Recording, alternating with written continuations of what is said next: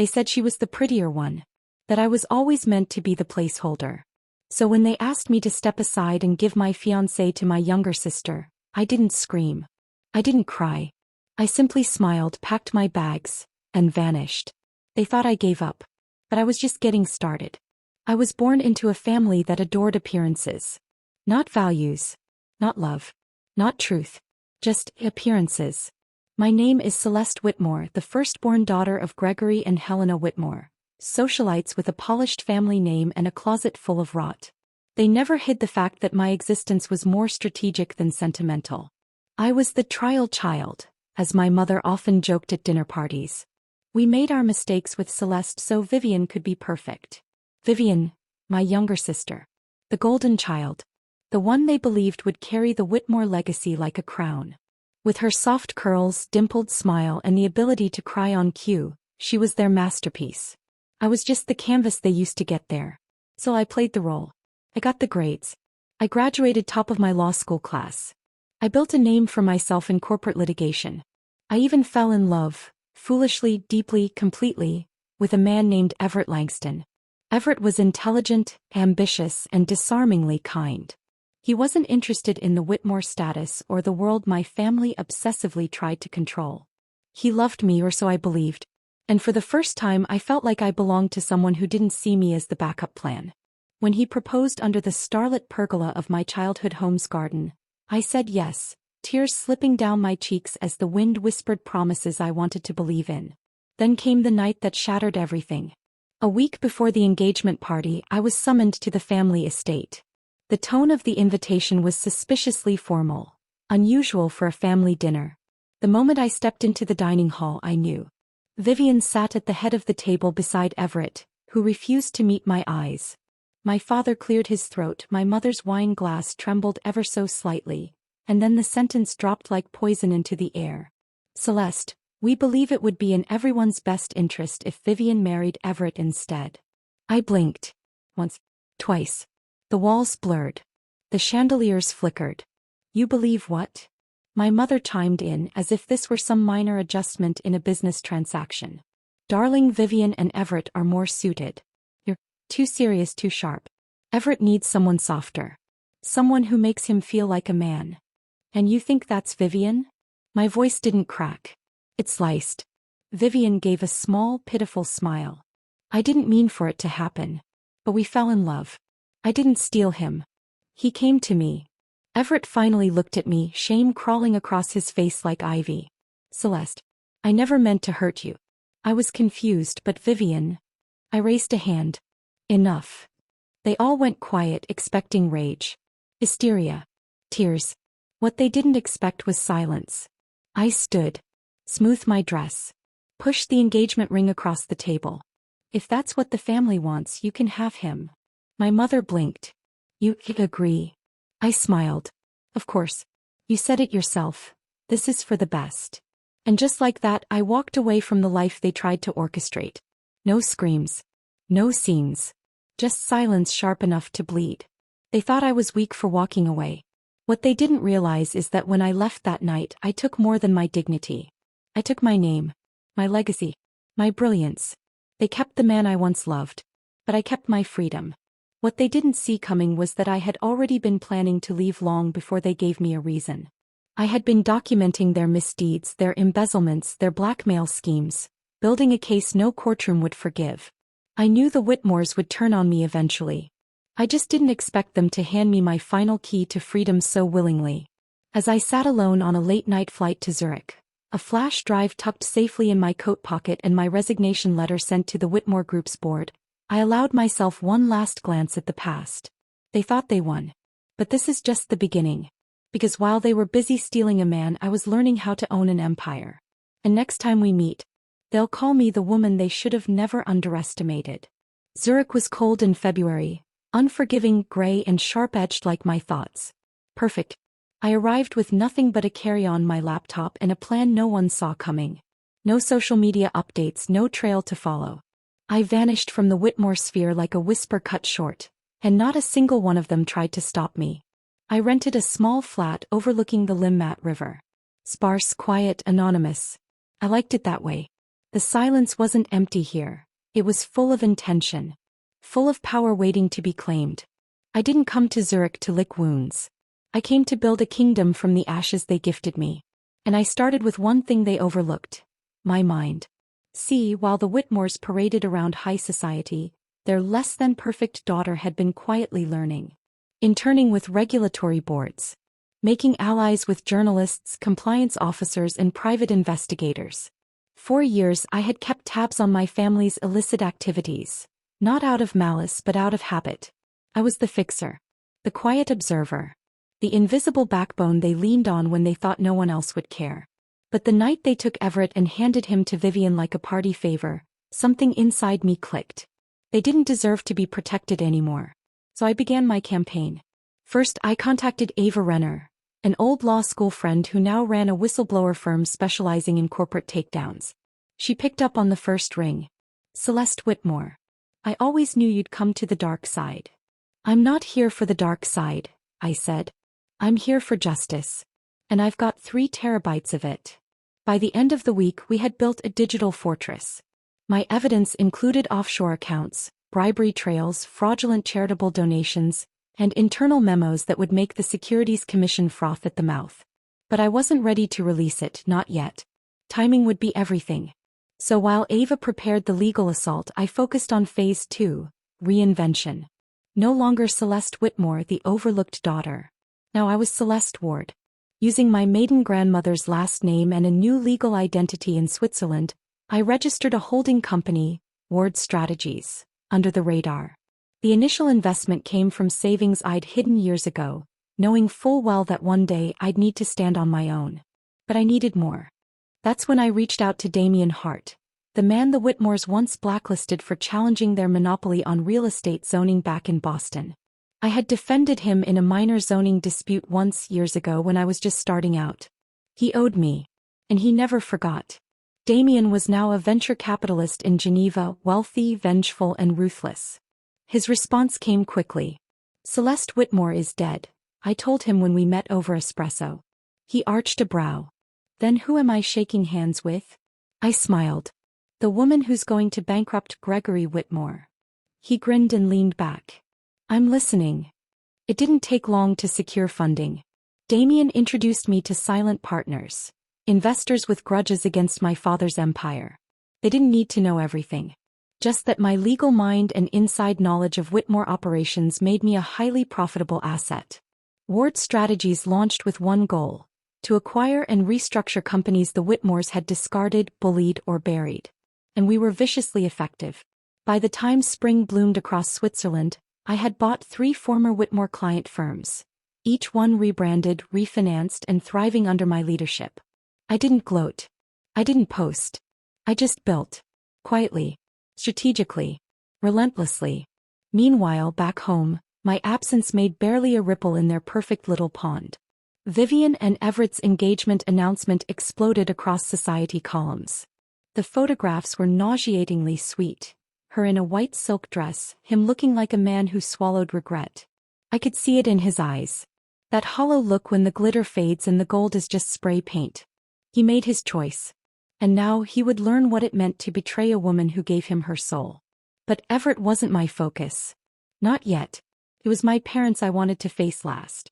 The ones who sold their daughter for status, image and convenience. And as fate would have it, an opportunity soon presented itself. One of the companies I had quietly acquired, Whitmore Adaptive Tech, a once thriving innovation firm my father had neglected and then dumped for liquidation, was now mine. Through shell companies I had purchased it for a fraction of its worth, rebuilt it and turned it into one of Europe's fastest-growing AI data firms. The Whitmores had no idea it was me behind it. Until I decided to send the first little message. A single invitation card, elegant, embossed and cold. To Gregory and Helena Whitmore. Ward Strategies cordially invites you to the Global Innovation Summit. Zurich, June 10th. Please RSVP. You won't want to miss it. And in fine print, keynote speaker, Celeste Ward, founder and CEO of Ward Strategies. I knew it would shock them. I wanted it to. They would squint at the name. Question the resemblance. Try to rationalize how their discarded daughter had clawed her way into the spotlight from thousands of miles away. They would realize they didn't bury me. They planted me. And now I was blooming in soil they could never touch. The morning of the Global Innovation Summit dawned crisp and brilliant over Zurich.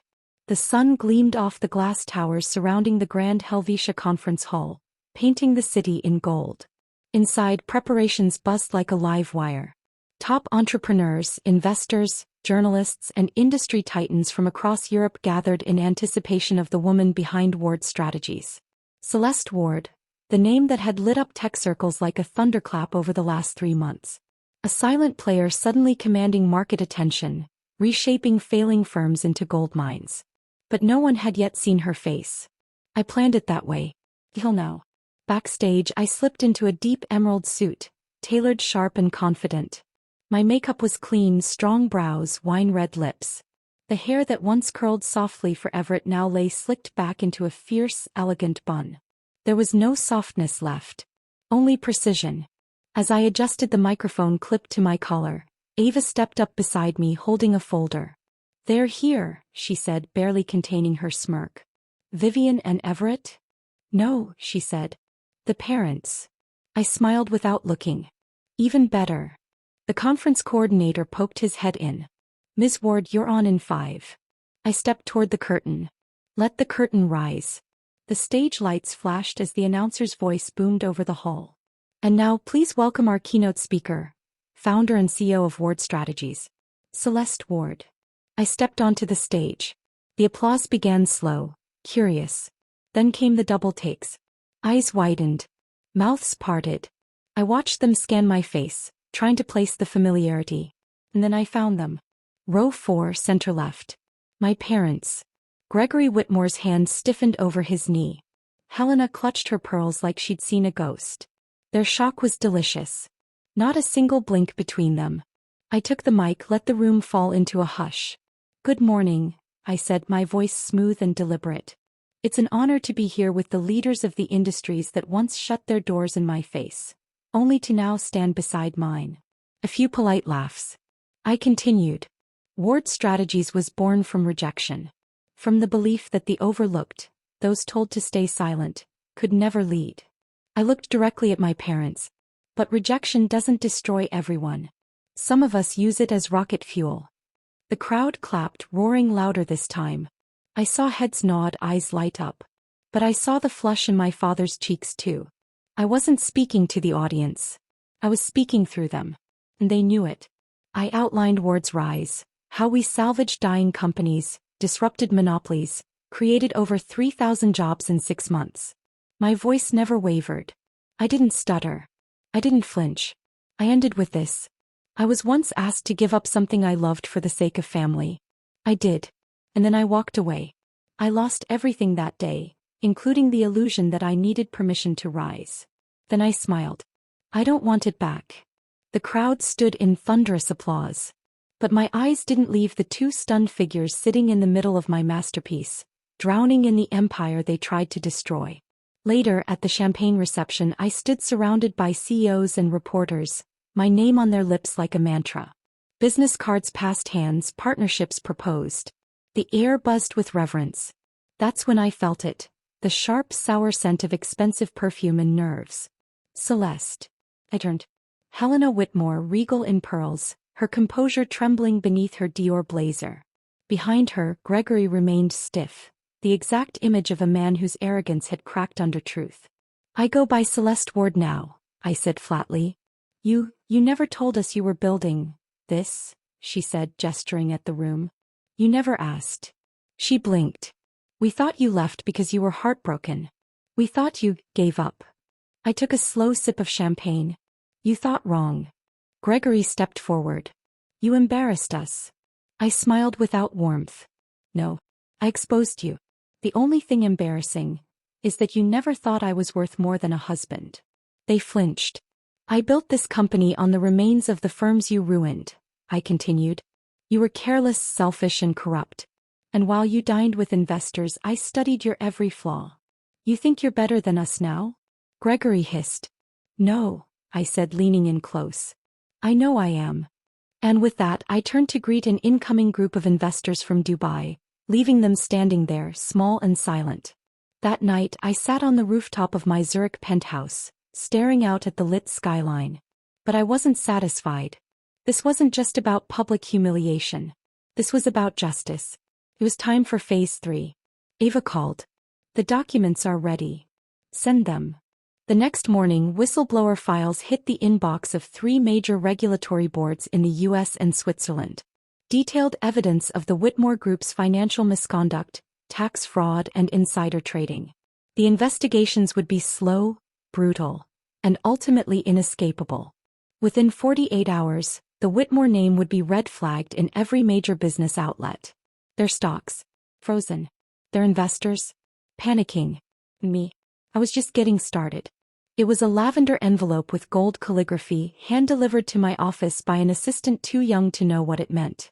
You've been invited to the wedding of Vivian Whitmore and Everett Langston. I stared at the card for a long time, then chuckled. How poetic. They had no idea what was coming. Vivian still believed she had won. Everett, if he had any regrets, had buried them beneath the illusion of success. My parents? They likely thought enough time had passed, that I had moved on quietly and alone. They were half right. I had moved on. Just not the way they hoped. The same day I received the wedding invitation, the Financial Crimes Enforcement Network in the U.S. launched an open inquiry into Whitmore Global Holdings. Simultaneously, European regulatory agencies issued a temporary freeze on Whitmore investments. The media caught scent like wolves. Whitmore Empire under scrutiny for fraud and money laundering. Anonymous whistleblower sends shockwaves through elite corporate circles. Former clients and subsidiaries demand audits. I didn't sign the articles. I didn't post a thing. The story spread itself like wildfire. And the timing? Perfect. Because Vivian's wedding was 3 days away. I flew back to Boston wearing black. Sleek, sharp, and cold. A reflection of the woman they never thought I could become. Damien Hart flew in with me, posing as my +1 and investor. Ava joined the reception list as a tech correspondent, camera crew and all. I wasn't crashing the wedding. I was exposing it. The venue was a waterfront estate in Cape Cod, lined with white orchids and lined-up lies. Guests buzzed with excitement, unaware the storm was only hours away. As I entered the reception hall, heads turned. Gasps. Whispers. Vivian spotted me from across the room, her smile freezing like a mask about to crack. She walked over, Everett trailing behind like a ghost of the man I once knew. Celeste, she said sweetly, too brightly. I didn't think you'd come. I took a sip of champagne. Why wouldn't I? You invited me. Her eyes flickered. You look different. Stronger, I corrected. And more expensive. Everett cleared his throat. It's good to see you. I turned to him, holding his gaze. Is it? His jaw tightened, guilt swimming behind his eyes. But I didn't come here for him. I came for the finale. The music started. Guests took their seats beneath the massive crystal chandelier. I declined the offered seat in the front row and stood near the back, a predator among the flock. Vivian, in her silk and diamonds, walked down the aisle with the poise of someone convinced the world would always bend to her whims. The vows began. Just as Everett took her hands and the officiant said, "We are gathered here to celebrate." A shrill ring broke the silence. One phone. Then another. Then dozens. Whispers. Gasps. Panic rippled through the room. People started checking their phones, eyes widening. A guest stood and showed their screen to the person beside them. And then, boom. A news alert echoed across every device in the room. Whitmore Empire implicated in multi-million-dollar scandal. CEO Gregory Whitmore under investigation for fraud, tax evasion, and corporate espionage. The room erupted into chaos. Some stood stunned. Others scrambled for the exits. Investors began calling their brokers. Photographers lowered their cameras. Me. I stepped forward and clapped. Slowly, deliberately. Vivian turned toward me, her eyes burning. You did this. Yes, I said calmly. And this is just the prelude. Gregory stormed down the aisle. You ungrateful little snake. Do you have any idea what you've done? I stepped right up to him, nose to nose, the crowd frozen around us. I gave you the chance to treat me like your daughter, I said low and deadly. Instead you treated me like an obstacle. Consider this repayment. Helena clutched her chest. You'll destroy the family name. I looked at her, pity in my voice. You did that when you sold your daughter's future for a prettier picture. Everett's face paled, his voice trembling. Celeste, this is Vivian's wedding day. Correction, I interrupted. This was Vivian's wedding day. No. It's the day the Whitmore name fell. The guests began fleeing the venue. Journalists who had slipped in disguised as guests began taking notes, recording reactions. One of them caught me as I exited the estate, asking for a comment. I turned to the camera, voice clear. Justice doesn't always come with a gavel. Sometimes it walks in wearing heels. The footage would go viral before sunset. By nightfall, every news station covered the Whitmore collapse. Former partners pulled contracts. Banks froze assets. Their largest merger deal crumbled. Gregory was summoned to testify. Helena was dropped from 2 philanthropic boards. Vivian's wedding never made it past the ceremony. And Everett? He tried to call. He tried to text. I blocked him. The man who once watched me walk away now watched as I walked over everything he gave up. And he knew he would never be able to follow. The aftermath of the ruined wedding hit the Whitmores like a tidal wave. By the end of the week, headlines painted their downfall in vivid detail. News anchors dissected their every fraudulent deal, every falsified record, every offshore transfer. Anonymous sources fed the flames, sources I had carefully placed months in advance. But even as their empire crumbled, I knew there was more to do.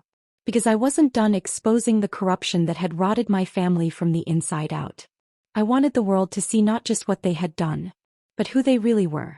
And for that I had one final card to play. It started with Vivian. She reached out to me the day after the wedding, her voice trembling through the phone as if her crown had finally cracked. Celeste, she said. I need to talk.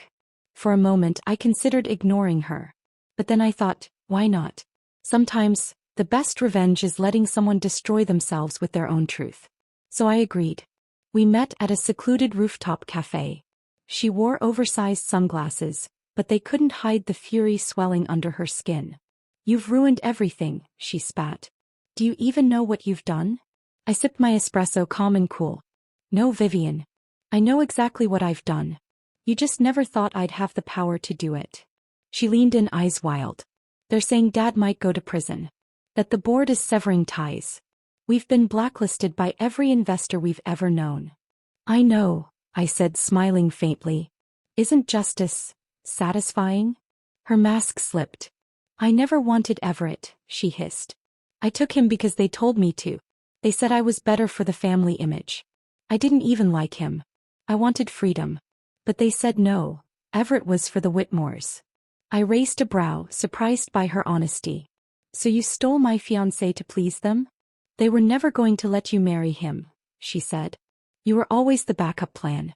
Always the wrong daughter. I leaned back. And yet, here I am. Vivian's hand trembled. I thought if I gave them what they wanted I'd finally be enough.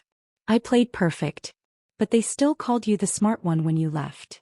I studied her, this beautiful broken girl trying to scream over the silence I'd left behind. And that's when I realized, Vivian wasn't my final opponent. It was Helena. It was Gregory. The ones who orchestrated all of it. Vivian was just another pawn. But I had something even they didn't know I held. The birth certificate. Months ago, during my deep dive into the Whitmore archives, files, sealed court orders and unregistered documents, I found something. Something odd. My birth certificate was dated 9 months before their wedding. I requested the full records. Dug deeper. And found a sealed document marked confidential. Adoption certificate. Not for me. For Vivian. It hit me like ice water. Vivian was not their biological daughter. She had been adopted days after birth from a young woman who worked at Gregory's firm, quietly, discreetly. The adoption was sealed to protect reputation, but it was there, clear as day. And they never told her. That was the final truth. The one that would break everything. I gave Vivian the envelope and stood. What's this? She asked. Answers, I said. And a gift. She opened it slowly. I watched as the blood drained from her face. No. This isn't real. Oh, it's real, I said softly. You didn't steal my fiancé. You were just offered what they didn't want me to have. Because they needed you to play perfect for an image that was already a lie. She looked up at me, tears gathering. They lied to me my whole life. I nodded. They used you, Vivian. Just like they used me. She clutched the documents like they were on fire.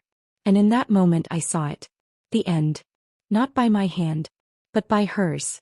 By the time I left the cafe, the rest was already set in motion. I sent an anonymous tip to every major media outlet. That night, headlines blared. Whitmore family secrets exposed. Adopted daughter at center of corporate scandal. Vivian Whitmore not biological heir. Sources confirm long-buried adoption.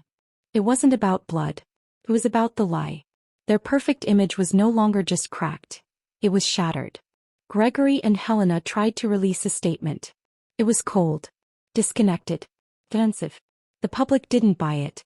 Investors pulled out completely. Their family estate was seized under asset investigation. Gregory's court date was set. And Vivian? She vanished from the public eye. Some said she checked herself into a private mental health retreat. Others whispered she left the country. I didn't search. That chapter was closed. 1 week later, I stood at a high-rise in New York City, overlooking the skyline that once seemed too far away for a girl raised in shadows.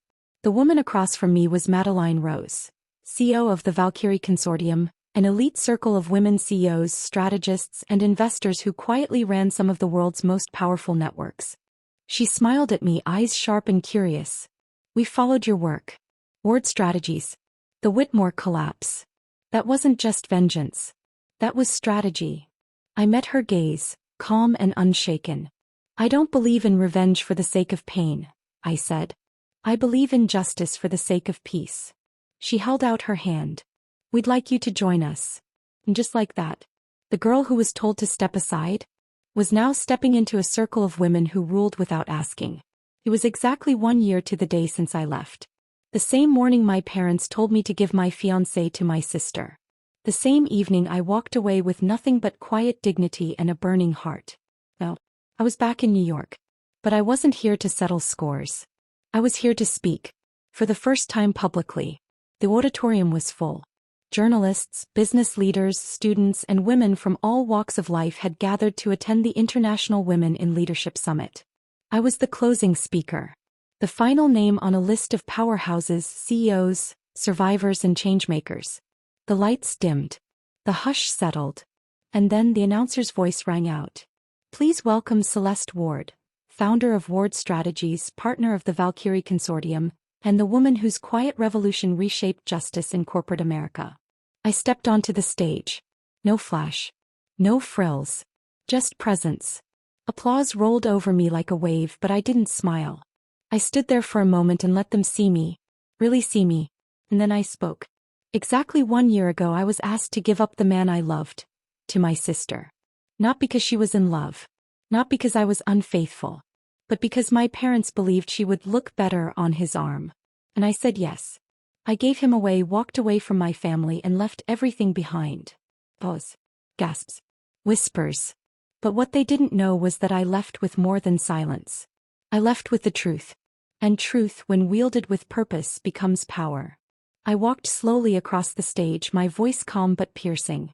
They built their empire on lies. On secrets. On control. And they thought if I stayed quiet I'd disappear. Instead I built something they couldn't touch. I didn't take revenge for revenge's sake. I created justice. For myself and for every woman who's been told she wasn't enough. I didn't become powerful because I was broken. I became powerful because I decided their definition of me would no longer apply. The applause returned, louder this time. But I wasn't finished. Some of you in this room know exactly what I'm talking about. You've been told to shrink. To smile. To be grateful for the scraps they throw you. And if you dare to rise, they call you bitter. Hysterical. Unlikable. I let the silence settle. Let them. Because the truth is no one fears the bitter. They fear the woman who stopped begging to be sweet. They fear the one who doesn't ask for a seat, but builds the whole damn table. Backstage, after the standing ovation, I was approached by a young intern, barely 22, shaking, eyes shining. Ms. Ward, she said, how did you stay so calm when everything fell apart? I smiled soft this time. Because I stopped seeing it as my life falling apart, I said. And started seeing it as the foundation clearing. so I could rebuild on my own terms. She nodded slowly. You make me believe I can walk away too. I looked at her carefully. You don't need to walk away, I said. You need to walk forward. Just make sure you're the one choosing the path. Later that evening I walked through Manhattan. Not as a ghost. Not as someone hiding from her past. But as a woman who had survived it. Rewritten it. Transformed it into a story that belonged to her and no one else. As I passed the Whitmore building, once a symbol of my family's dominance, I saw it. The for sale sign plastered across the marble doors. Abandoned. Stripped of its glory. And yet I felt no joy. Only closure. They weren't my enemies anymore. They were just part of the past. A week later I received a letter. No return address. Vivian's handwriting. Read. Celeste. I still don't know who I am without them. But I'm trying. I hope one day I'm half the woman you became when the world tried to break you. You didn't ruin us. You revealed us.